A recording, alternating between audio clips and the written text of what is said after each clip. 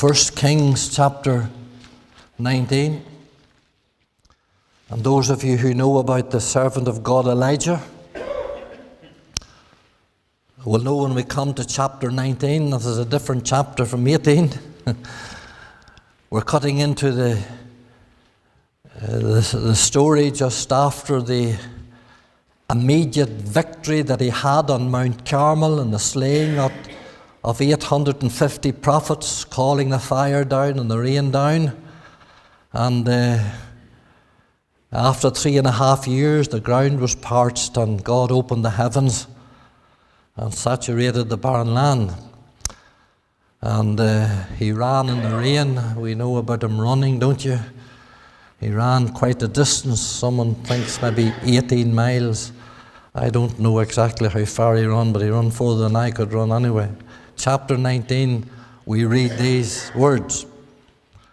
And Ahab told Jezebel all that Elijah had done, and withal how he had slain all the prophets with the sword. Then Jezebel sent a messenger unto Elijah, saying, So let the gods do to me, and more also, if I make not thy life as the life of one of them by tomorrow of this time. You know, I often wonder about this here. Why do you think that she gave him 24 hours notice?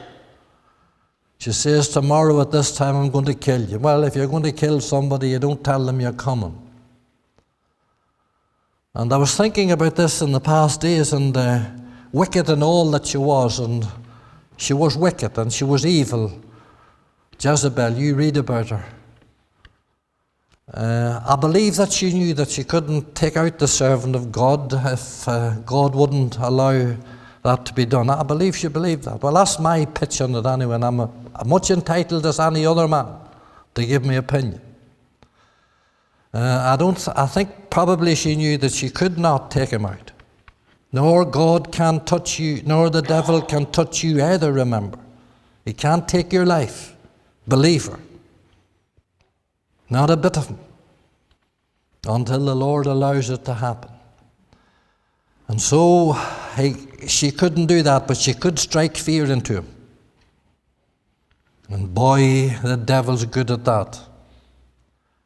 And so we read then in verse 3, when he saw that, he arose and went for his life, and came to Beersheba, which belongeth to Judah, and left his servant there. And I want you to notice that, because now he's alone.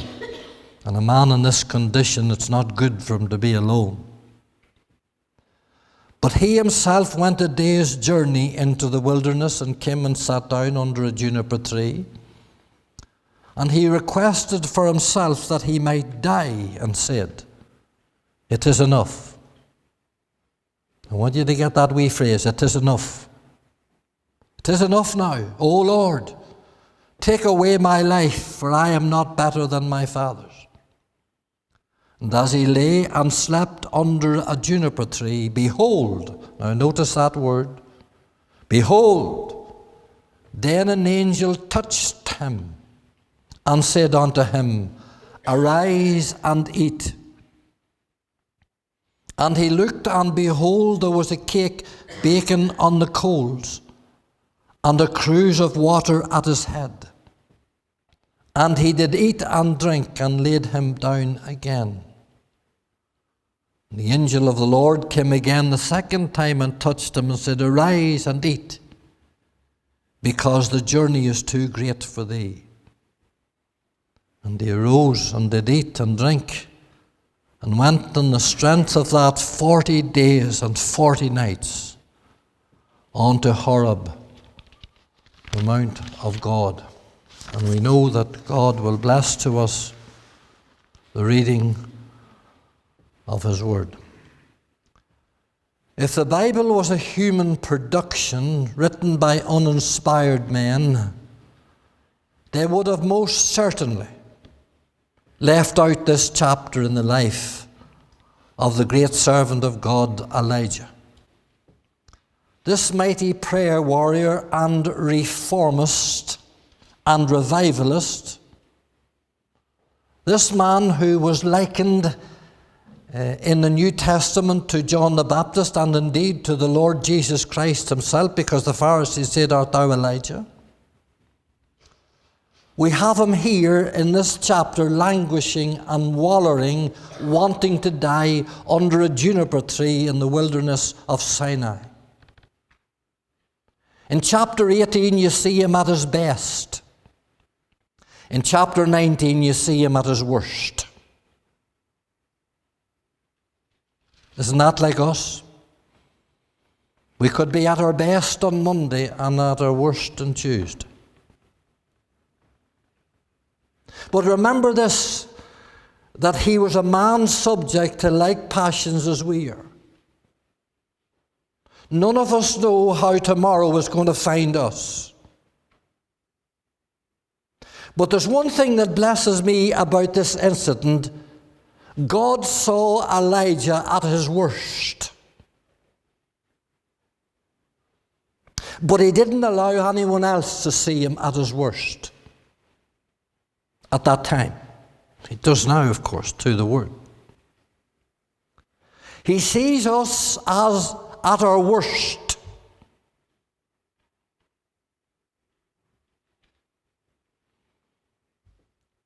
He sees you and me at our worst. When others might think we're at our best.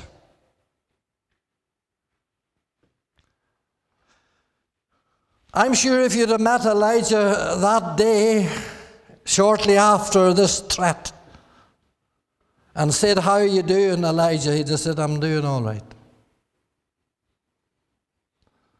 And we would be the same, because we're great pretenders and we're great bluffers, but he wasn't all right. Now, while you and I this morning might not have said, "Let me die, take my life away," we have certainly said what he said in verse 4 as well. It is enough. It is enough. I can't take any more. I'm tired and I'm weary. The journey is too great for me. Enough. Now be honest this morning. Haven't you on many an occasion said, "I've had enough, I'm full up to here"? Maybe it's with your family. Maybe it's your work. Maybe it's your school. Maybe it's your sickness. Maybe it's your business. Maybe it's your church. Maybe it's your marriage.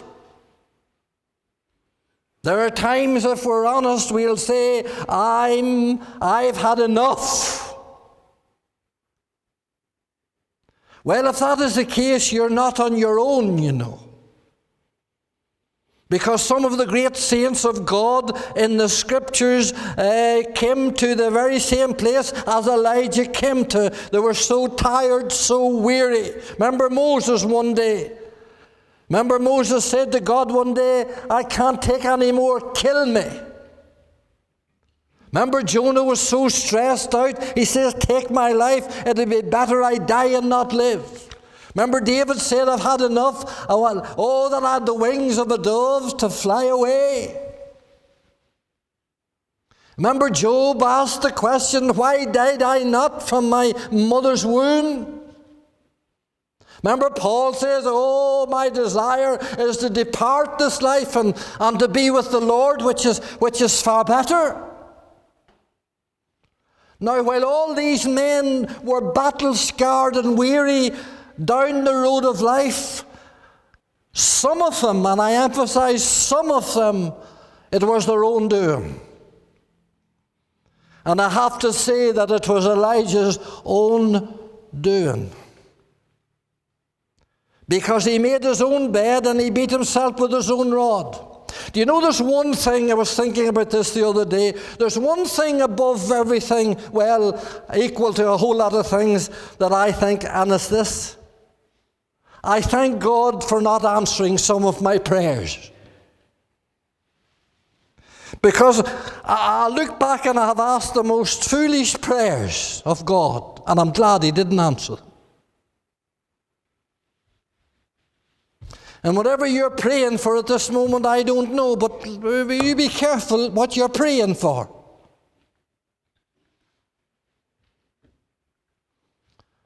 You see, prayer is not asking for what we want, it's asking for what He wants. Now, Elijah under this juniper tree here is a picture of many believers. And a picture of the church today in our heaviness and weariness and confusion and exhaustion. And if ever we needed anything, if ever you needed anything, and I needed anything this morning, and this church needed anything this morning, and Christendom needed anything this morning, it's a touch of God. The touch. And Elijah got two of them. We need a double touch. Oh, how we need a touch from heaven upon our weary souls. Touch from God. This man travelled miles, hundreds of miles they reckon, and then a day's journey into the wilderness. He separated himself from his servant, and can I emphasize, a dangerous thing for him to do in this state. It's a bad thing to go alone when you're in depression.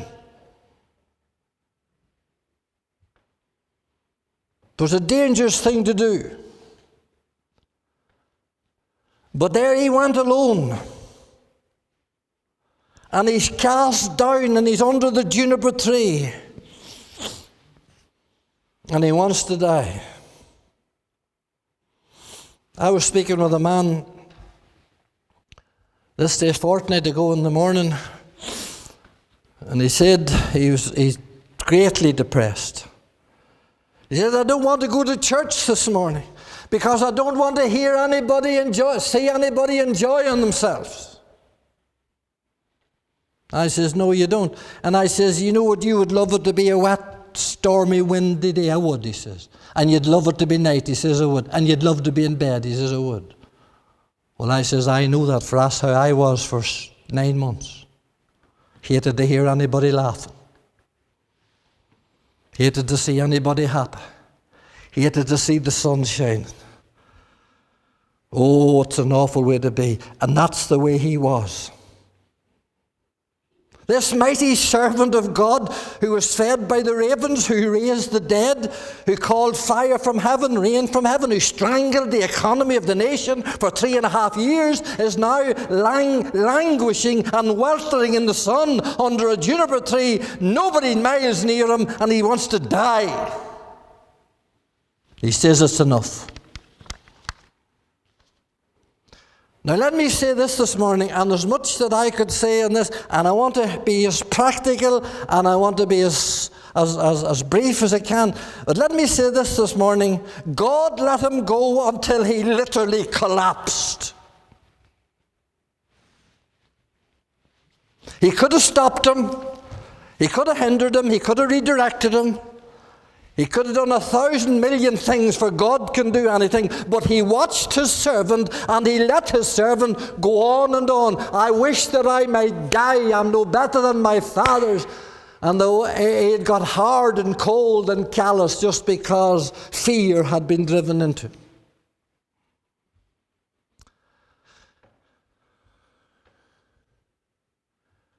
Would that be some of you this morning? Let me give you a warning this morning from the heart of God. Some of you maybe not in here, maybe listening to me, maybe watching me, I don't know. But let me say this morning. You're going to crash. You're going to crash. And it's going to be a very severe one if you don't take heed. There's a crash coming.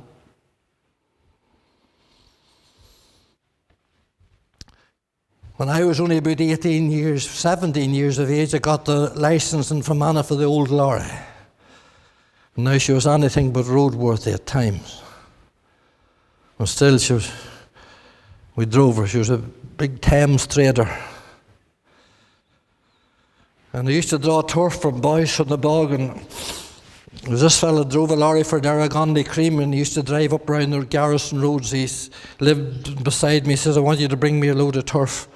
He says, from the bog. And we went, and he got into the lorry with me, and we're driving up this big long straight of a road away near the border, way up towards Garrison. And away in about a mile's distance, or 3/4 of a mile distance, he says, do you see the one car coming down the lane?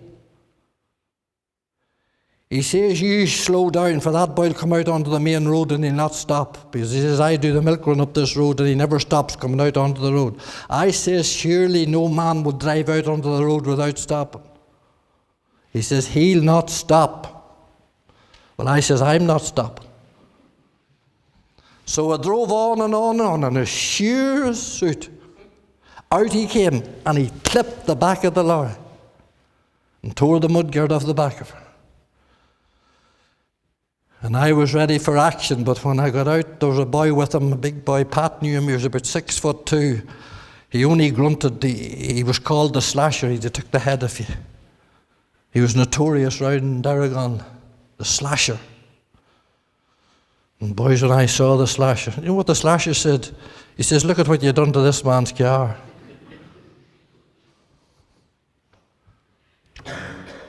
He had warned me. He says, listen, he's going to come out. Now listen, if you were driving down the road someday, and somebody literally told you, listen, there's a fella a mile back there and he's going to come and he's going to pull out in front of a car and he's going to hit you head on and he's going to smash you and he's going to smash your children in the car, would you not pull in? Pull in. This man literally collapsed. You see, we're tripartite. We're body, soul, and spirit. And one is as important as the other. And your body needs sleep, and your body needs rest, and your body needs food. And we have a soul, and we have a spirit. This man's exhausted. His mind is exhausted. He's tired emotionally and physically. The adrenaline is flowing in. Before any spiritual input comes into this man's life, he needs to sleep and he needs to eat, and God knew that. And you know, a whole lot of people, a good night's sleep would do them the world of good. The world of good. He doesn't need someone to preach to him. He doesn't need a tract. He doesn't need someone to lecture him on backsliding. He doesn't need a new chorus or an old chorus or any chorus. We maybe sing choruses too. He doesn't need some old hard carnal Christian or some hard carnal message telling him that he is blew it. Or telling him, you should have stood your ground and not run. If you wouldn't have ran, you wouldn't have been tired. And I can hear somebody coming to him and saying, you know, if you'd have stood your ground, there's 750 prophets that was eating at Jezebel's table that had come out behind you, and you'd have finished the job, and you'd have got Jezebel and Ahab out, and you'd have done what God called you to do, but you haven't finished. I can hear someone saying that to him, but he doesn't need to hear that. He knows that. Well, he knows it. Doesn't need to hear that. Some of God's people are so insensible to situations like this, especially to God's servants. And the reason for that is, and I have known this over the years, the reason for that is that they know nothing of the spiritual battle behind the scenes that goes on in the life of the real true servant of God. They know nothing about the Carmels and the Seraphas and the Jezebels and the demonic powers. They know nothing about the closets and the pulpit and the pulpit's experiences. And the nights and days of praying and labouring. And they open their mouth at the wrong time because they have no discernment. I remember Derek Bingham. I can't remember if he told me personally. Derek Bingham fell out of favour a bit at the end of his ministry. Not with me, he didn't. Because he was a good friend of mine and he was a mighty help to me. Mentored me in the early days. He's gone to be with the Lord now. But I remember Derek Bingham saying one of the toughest weeks that he had in the Crescent Church, battling with one thing and another and family and everything else. And on the Monday, he was about Cromie Gardens or somewhere, licking an ice cream. And some of the people of the church saw him and came over to him. Oh, you have a queer time of it.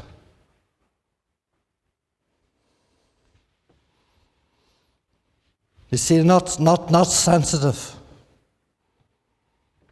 I heard of a pastor recently who was suffering from Great Depression, and he was out for a walk, and some rascal in the church went back and said, "There's nothing wrong with that boy, he's out walking."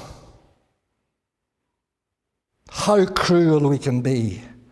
And it's simply because we don't know, we don't understand, we know nothing about the battle.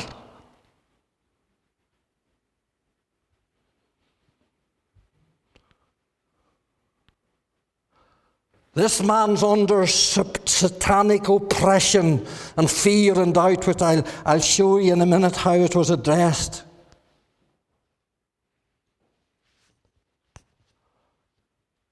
Do you know what Elijah needs? Let me emphasize it again. There's only one thing that Elijah needs, and it's one thing that you may need this morning and I need this morning, is this fresh touch. Do you want a fresh touch this morning? A fresh touch for your criticism and your coldness.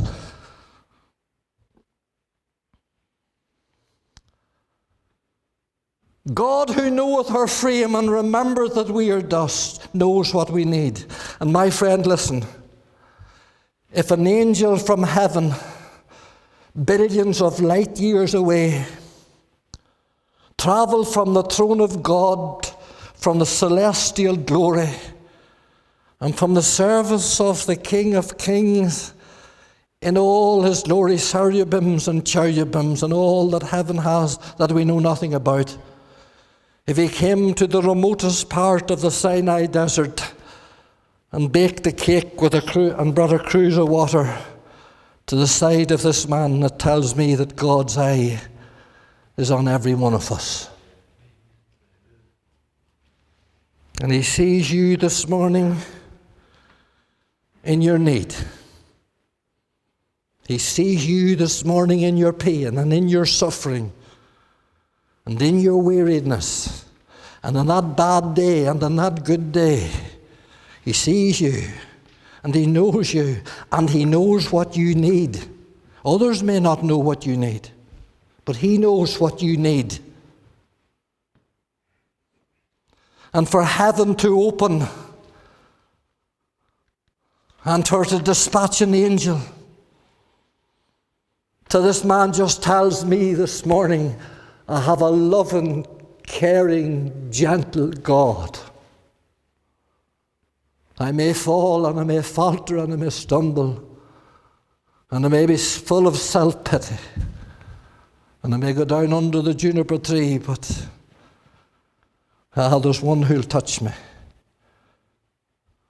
None of the rest of us could deal with this, we can't deal with this. But God can. Now, he came to him and he touched him gently, I believe, and he touched him first before he spoke to him. He didn't shake him and he didn't shout at him. He just touched him. And then he fed him. And then he gave him drink. And then he guarded him because he went back to sleep. Oh, the patience of God. The patience of God. His touch this morning drives away the fear. Jezebel had drove fear into him. There's nothing like fear that will drive us under the juniper tree. Fear plays on our body, it plays on our, wakens our mind, it brings turmoil to our soul. And you need a touch, and I need a touch this morning from fear. I want to thank you for praying for me when I was over with my brother in Victoria, in British Columbia. And I don't know if I had any spiritual input into his life or not, but he received a copy of, he's an atheist, he received a copy of the New Testament, and he has the Word of God. But you know, whenever I was over there, and this is a personal illustration as we come to a close, when I was over there, I went one day very foolishly, I think it was foolishly. I went into a pharmacist there, and you can get your blood pressure taken. The facilities for doing that, and all the pharmacists over there. And I think they should have it here. It's a great idea. And for some reason I saw it, and I went in and I got my blood pressure taken. Well, my blood pressure never scared me until that day. I never had as high a blood pressure on the bottom and the top as I had that day, even when I had the heart attack. And immediately fear hit me. And the enemy said to me, you know, you'll end up in hospital here, and how is all the family going to get out here? And how are you going to get home? So I went to where I was, and I got lay up on the bed, and I just rested, and I says, now Lord, you know about this. And I went back and I got a took. It was down a wee bit, not much. And then I walked and I prayed and I went back and it started to come down. And then the devil said to me, you know, it's going to come up again, and they're going to have to come down in Toronto or Montreal or somewhere to get you into hospital. Man, the devil's a liar. And when he gets you on your own, you see. So I began to rebuke him.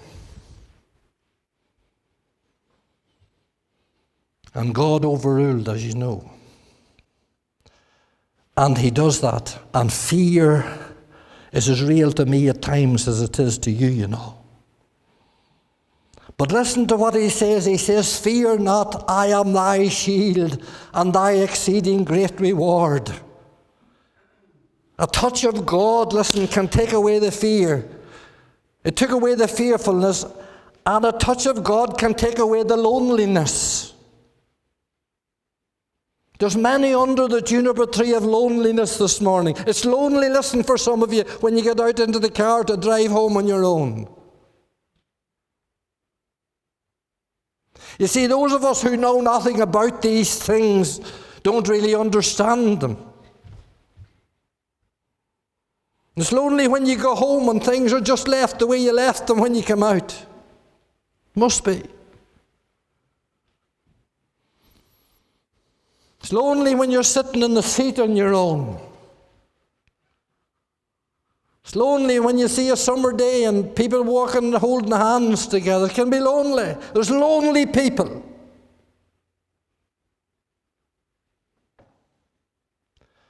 Well, a ministering angel, you know, there's ministering angels, and a ministering angel can touch you and has been touching you in your loneliness. Whatever your wilderness experience is this morning, whatever your juniperitis is this morning, he'll touch you. God can touch us. See, you wouldn't be going at all if he wouldn't. Fearfulness, loneliness. He touched him in his hopelessness. He says, take my life away. Sure, I'm no better than my father. Sure, nobody said he was any better than his father. You see, he got into this place of, I'm no use and I'm no good. Well, listen, don't let the devil tell you that this morning, for you are. Oh, I can't pray. Yes, you can pray. I can do nothing. Yes, there's plenty you can do, if you want to. Why art thou cast down, O my soul? Why art thou disquieted within you? Hope thou in God,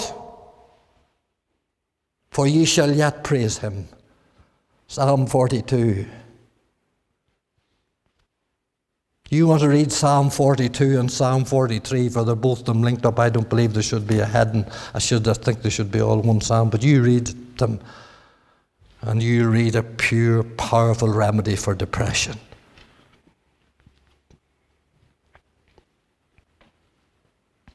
He touched him in his fearfulness, his loneliness, his hopelessness.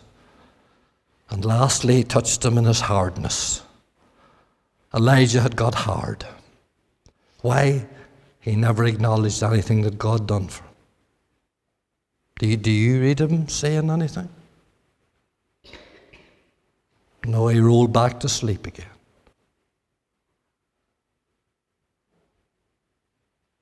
And so many will jump into their bed tonight and they'll go to sleep and they'll never give thanks to the Lord that gave them the breath for the day.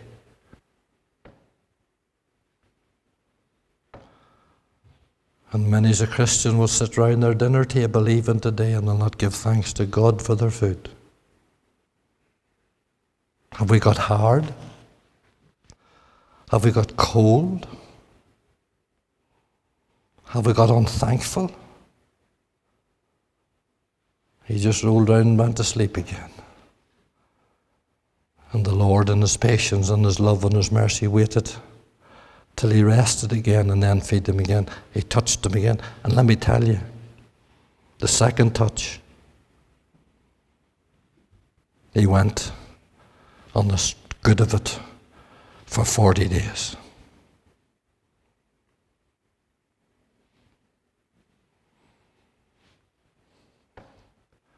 Do you need a touch this morning? Does the church need a touch this morning? Chase an individual life, a touch of God upon our lives. Touch of God in our fearfulness. Touch of God for our loneliness, a touch of God for our hopelessness, a touch of God for our callousness, our hardness.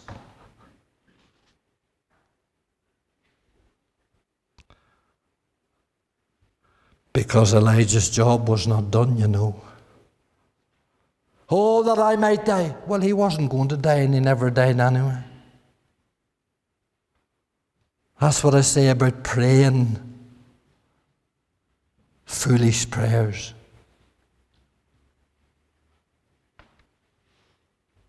He never died. He was taken up into heaven. May God help us.